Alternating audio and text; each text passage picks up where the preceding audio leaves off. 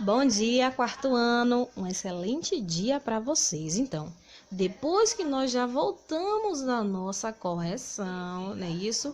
Que nós precisamos corrigir a tarefa anterior para dar início, então, aos estudos de hoje. Então, depois disso, nós vamos começar a nossa aula. Olha só que bacana! Hoje, a Prau trouxe para vocês uma aula de português. Hoje iremos aprender um assunto interessante, que é ortografia. Vocês sabiam disso? Quais são essas ortografias? Os parônimos e os homônimos. São palavras que são classificadas com esses nomes. E nós vamos conhecer hoje cada um deles, inclusive alguns exemplos. Vamos lá? Olha só. Os parônimos ou palavras parônimas são palavras que têm a escrita e a pronúncia parecida. Então, nós escrevemos ela de jeito parecido, não é igual. É semelhante, é parecido. E a sua pronúncia também se parece. Incrível, quando nós falamos, parece outra palavra. Mas o que acontece? Os seus significados são totalmente diferentes. Não, uma coisa não tem nada a ver com a outra.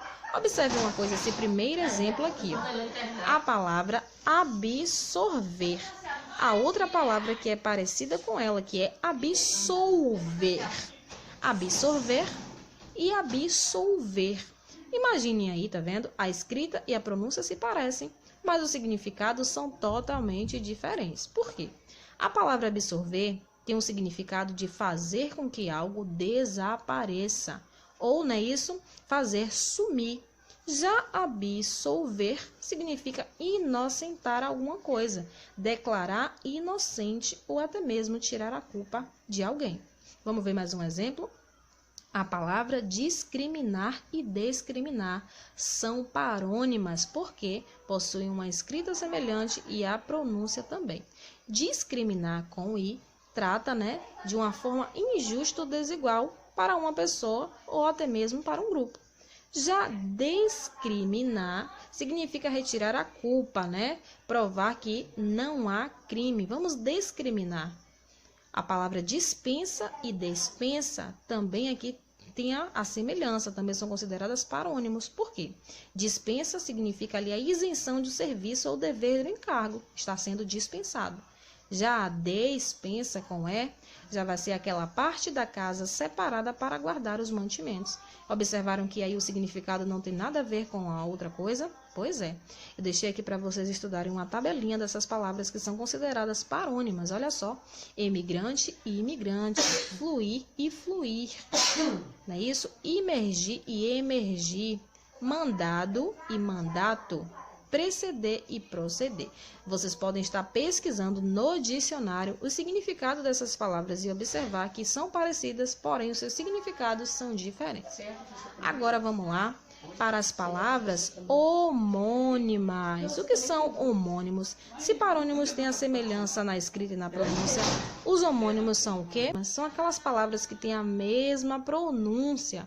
Nós falamos de maneira igual. Mas há uma diferença, sabe aonde? Na sua escrita. Essas palavras aqui pegam muitas vezes na nossa linguagem. Nós precisamos observar bastante como elas escrevem. Então, é por isso que se torna importante o uso da ortografia.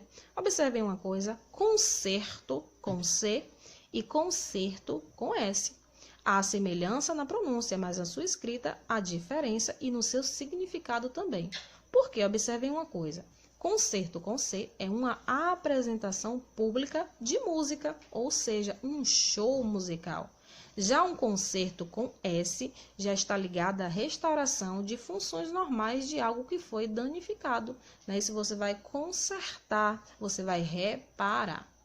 A mesma coisa aqui se aplica a palavras como acento com C e acento com SS. São homônimas, possuem a mesma pronúncia, mas a escrita é diferente e o seu significado também. Por quê? Acento com C é um sinal gráfico que nós utilizamos sobre uma vogal para indicar ali, a maneira como ela vai ser pronunciada, se é um som aberto, se é um som fechado. Já o acento com SS vai ser um banco, uma cadeira ou aquilo que nós utilizamos para que alguém possa sentar. A mesma coisa aqui, outro exemplo de palavras homônimas para vocês. Olha só, meus amores, conselho com S e conselho com C. Existe sim a palavra conselho com C. E sabe o que é que significa? Olha só. O conselho com S é um aviso que se oferece a alguém com relação a alguma atitude que essa pessoa precisa ter, né? Isso que ela precisa fazer ou não fazer.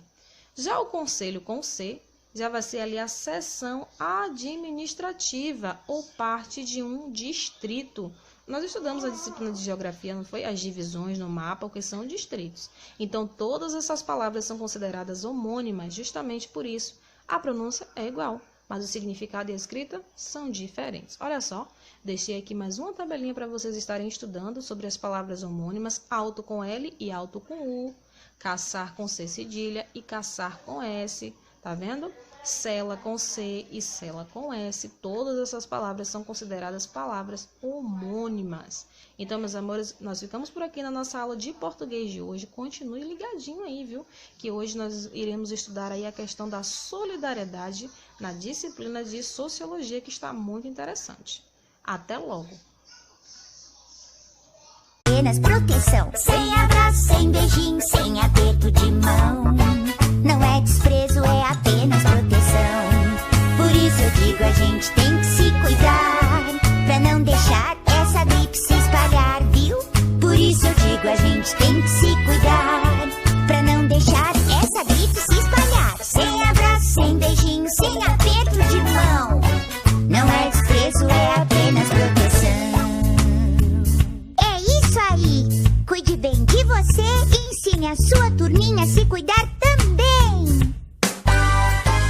Sem abraço, sem beijinho, sem aperto de mão. Não é desprezo, é apenas proteção. Sem abraço, sem beijinho, sem aperto de mão. Não é desprezo, é apenas proteção.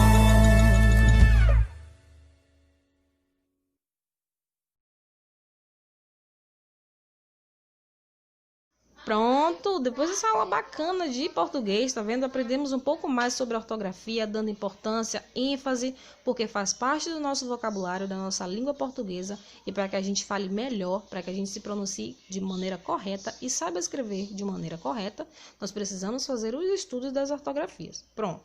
Vamos agora dar continuidade aos nossos estudos de hoje através dessa aula de sociologia. Hoje, nós iremos aprender aí o conceito de solidariedade e também alguns exemplos. Vamos lá?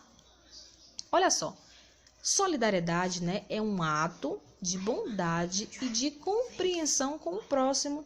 Quando você tem aquele sentimento de união, de simpatia, interesses ou propósito entre os membros de um grupo, propósitos em comum, você está sendo solidário. Então, solidariedade, né, nós gostamos de falar que é ajudar o outro sem querer nada em troca.